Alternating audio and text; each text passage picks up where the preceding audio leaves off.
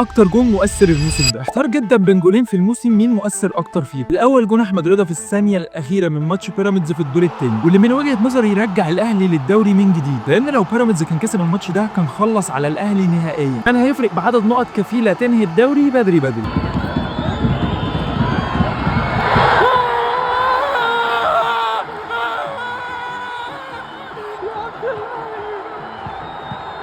الجون التاني بتاع وسام في البنك الاهلي في الوقت القاتل، الجون ده جه في الدقايق الاخيره برضه، واهميته ان هو حافظ على فرق النقطتين بين الاهلي وبيراميدز في الجوله قبل الاخيره من الدوري. يعني لو الاهلي كان اتعادل الماتش ده كان هيطير نقطتين وهيدخل في فيلم كبير مع بيراميدز قادر يضيع الدوري في اخر لحظه.